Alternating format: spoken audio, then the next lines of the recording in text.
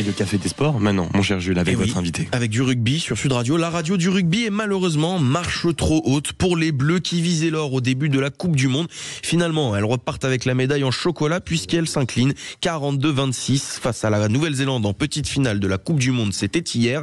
Les Bleus échouent donc au pied du podium et peuvent quitter l'Angleterre avec des regrets tant leur Coupe du Monde a été contrastée.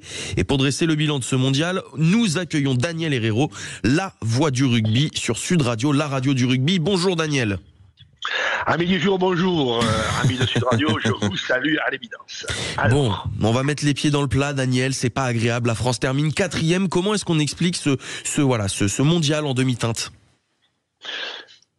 Mais Jules, il faut, avant d'analyser le résultat brut, c'est-à-dire que là où on finit cette Coupe du Monde, cette magnifique Coupe du Monde de rugby féminin en Angleterre, on finit 4e. Il reste que on est parti avec un souffle et un élan il y a 2 mois, il y a même 3-4 mois, avec l'idée qu'on pouvait être concurrentiel, que le 15 de France féminin, avec son jeu, avec sa culture, avec son histoire récente, pouvait avoir les attributs objectifs pour dominer les 3 ou 4 nations qui dans le monde ont assumé, leur pouvoir, en l'occurrence l'Angleterre et la Nouvelle-Zélande, et peut-être une nation émergente, le Canada.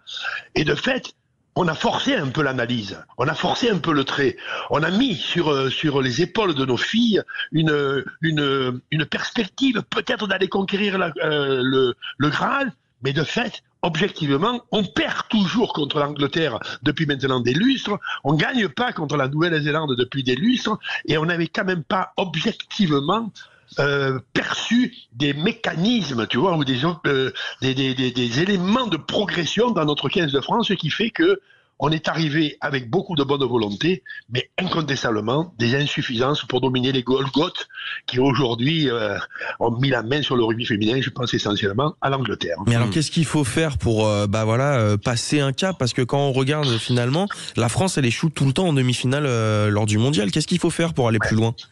Elle échoue tout le temps. Alors ça, c'est un paramètre. Pourquoi on bute contre 2 ou 3 grandes nations féminines du rugby, que sont essentiellement, on le redit, l'Angleterre, souveraine, et la Nouvelle-Zélande, dominatrice presque de principe sur le rugby féminin depuis une vingtaine d'années. Qu'est-ce qu'il faut faire ? C'est-à-dire analyser objectivement nos carences. Où on bute ? Eh bien, tu veux que je te dise, de fait, si on regarde précisément, on a un déficit de puissance.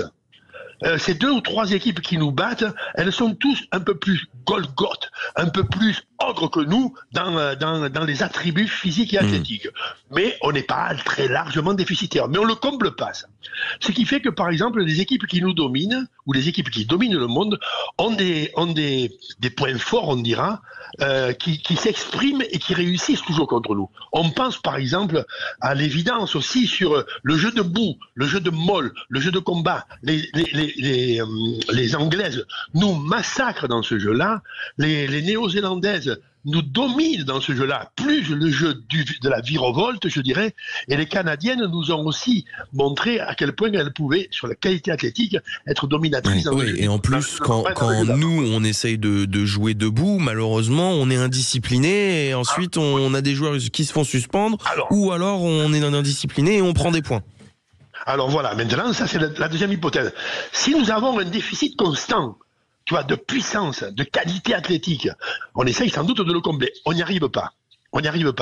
Et le fait de notre impuissance à améliorer à la fois notre densité athlétique, notre volume de puissance dans le mouvement, ça nous gêne effectivement parce que l'adversaire nous prend de l'avance là-dessus. Après, il nous reste, avons-nous une identité française féminine, je dirais, de rugby ?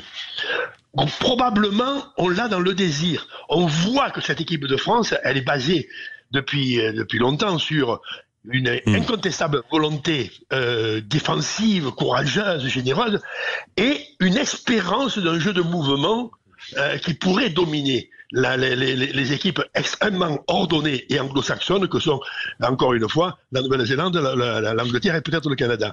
Et bien même dans ce jeu de mouvement, il nous en manque. Et ben voilà, au moins on a les axes sur lesquels on devra progresser. Merci beaucoup Daniel Herrero et puis on souhaite beaucoup de succès à l'avenir pour les filles de l'équipe de France. Merci beaucoup Daniel.